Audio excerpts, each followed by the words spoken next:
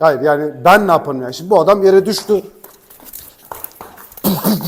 Gene ben iyimserim. Elinoğlu üzerine zıplar, tekmeyle basar. Yani sopayı alır, vurur. Oradaki gelir, buradaki gelir.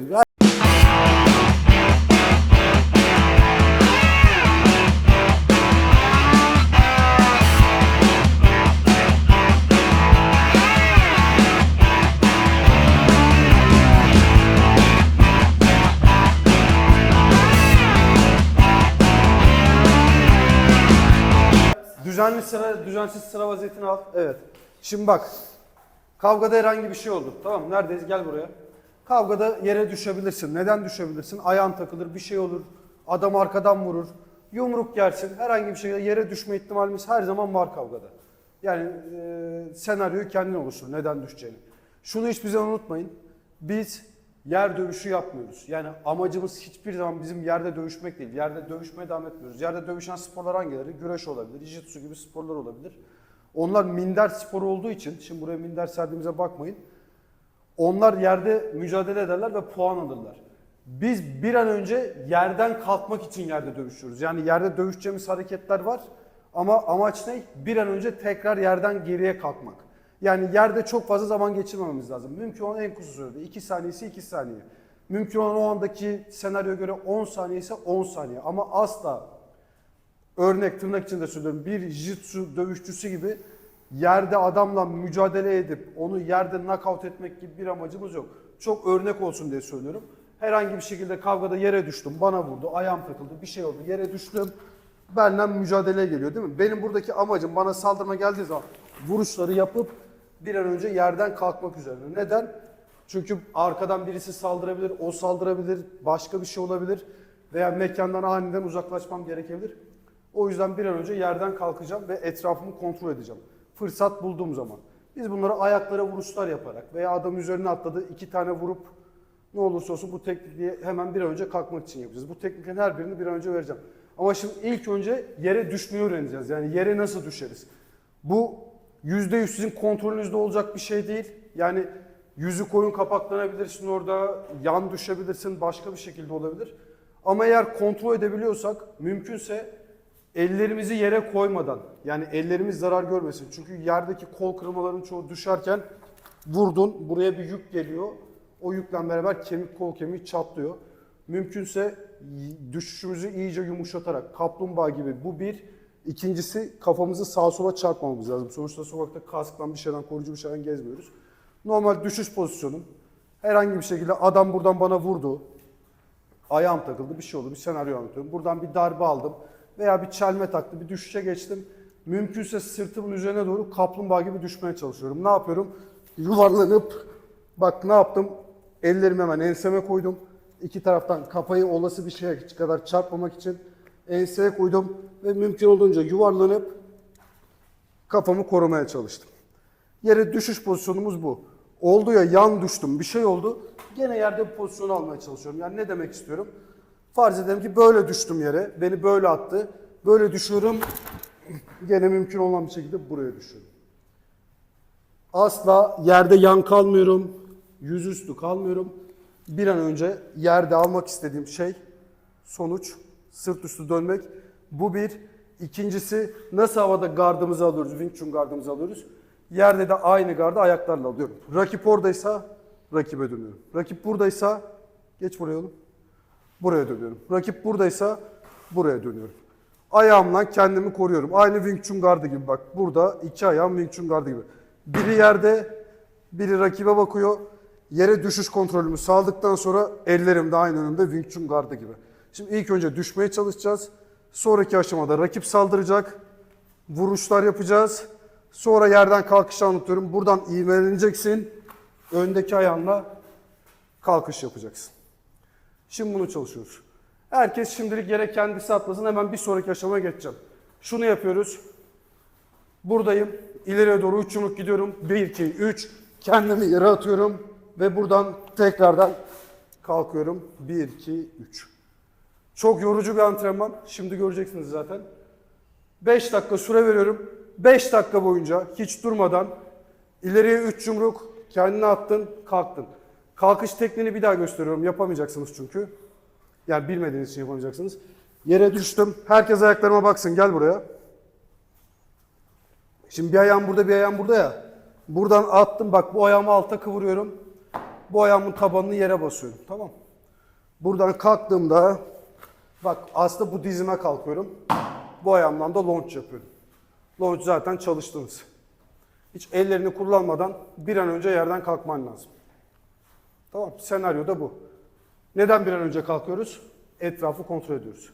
Hadi al şimdi gardını. İleriye doğru 3 adım. Kendini geriye yere atıyorsun. Bir an önce kalkıyorsun. Evet. At 3 adım. Atla yere. Elleri yere koyma. Kalk. Bravo. İleriye doğru 3 adım. At kendini yere. Evet. Kalk. Bravo. Harikasınız. Devam. Böyle devam. Tamam yok. Buraya kadar öğrendik arkadaşlar.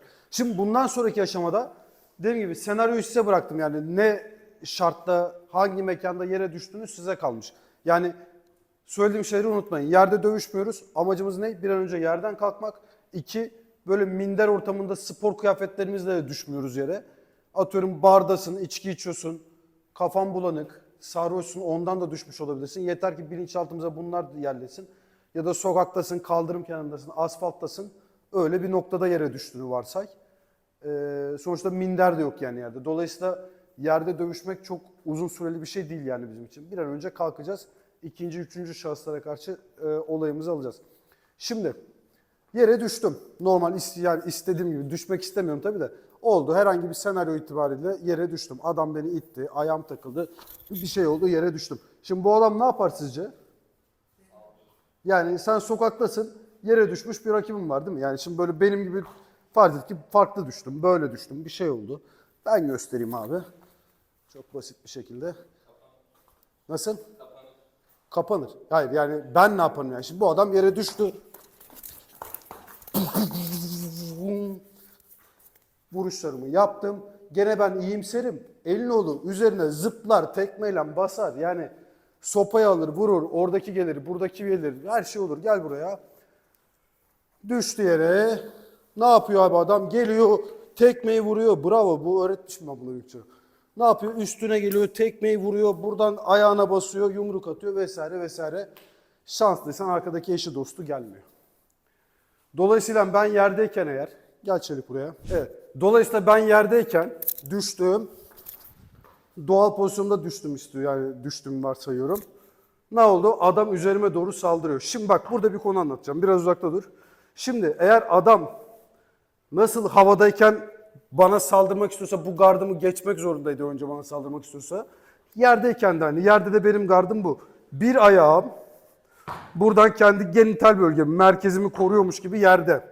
Artı bu ayağın görevi beni sağa sola çevirmek. Bu ayaktan destek alıp kalçamı sağa sola atıyorum. Artı yukarıya ulaşmamı sağlıyor. Diğer ayağımda adamı tutuyor. Tam uzatmıyorum vuruş mesafesi olmasın diye. Artı adamı kandırmak istiyorum. Bir nebze üstüme gelebilir. Üstüme adım attığı anda diz kapağına vuruyorum. Öbür ayağıyla atarsa bununla vuruyorum. Yaklaştığı sürece diz kapaklarına burada saldırıda bulunuyorum. Yani özellikle destek ayağını yakalarsan burada yaptığın push çok sert bir vuruş. Adamın dizinin tersine bile döndürür yani, tamam. İstediğim şey adamı bir an önce kendinden uzaklaştırıp kalkmak. Yani senaryo şu, üzerime geldi, vurdum. Fırsatını bulduysam eğer, yani fırsatını bulduğuma inanıyorsam, gel Çelik, vurdum, bir fırsat ver bana, git birazcık. Şimdi gerçekten vurmadığım için gitmiyorsun. Fırsatını bulduğum anda ne yapıyorum? Hemen kalkıyorum. Kalkarken arkadaşlar elleriniz gene önünüzde. Neden? Çünkü kalkarken adam tekrardan gelip yumruğu suratına koyabilir. O yüzden ellerim gene önde ki bu pozisyonda bile gene Wing Chun'umu yapabileyim, kendimi koruyabileyim. Şimdi şunu çalışacağız. Yere düştüm, adam üstüme geliyor. Bunu çalışırken ayakkabılarınızı çıkartın. Çünkü gerçekten çok can yakıyor. Yani buralara vuruşlar çok can yakıyor. Sokakta bunu bam diye vurduğun zaman iş zaten, kavga orada bitiyor yani. O adam için bitiyor en azından. Yani ayağa kalkacak fırsatı bulursunuz, yakalarsınız.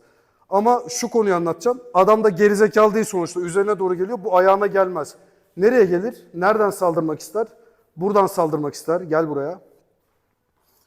Evet, oradan saldır. Ya da buradan saldırmak ister. çaprazdan.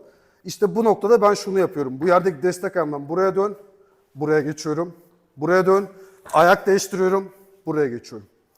Şimdi yerde 3 tur şunu çalışıyoruz. Antrenman olsun diye. Çelikle şurada partnerimle zincir yumruk yapıyorum.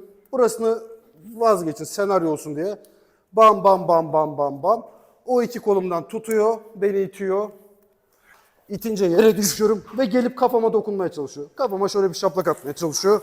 Ben de onu kendimden uzak tutmaya çalışıyorum. Şimdi senaryo gereği bana bir fırsat veriyor bir yerde. Yani şunu gerçekten vurduğumu düşünürsek. Tamam mı? Yani onu vuramıyorum gerçekten antrenman olsun diye. O sırada kalkıyorum. Kalkarken bana bir daha yumruk atıyor. Tam buradayken. Evet. Şimdi sıra bende. Hiç durmuyoruz. Kalktım ya. Şimdi ben onu itiyorum. Düşüyor. Kafaya dokunan bir puan alır. Geliyorum. Hemen vuruyorsun. Bam. Kandırmaya çalışıyorum. Vuruyorsun. Kalkıyorsun. Kalkarken bir daha yumruktan giriyorum. Şimdi o itiyor. İkili eş olup bunu yapıyoruz. Bak adamın ayağı kanamış bile bak. Ki vurmadım bile. Gel buraya. Bak gördün mü? Hiç vurmadım bile. Laps diye açılmış bile. Bak ciddi de açılmış yani. Dikiş bile gerekecek yani. Ya bir de vurduğumu düşün. Hiç yani o sana kalkma fırsatını mutlaka verecek. Konu basit mi? Basit. İkili eş ol. Ayakkabıları çıkart. Aynen söylediğim gibi çalışmaya başla.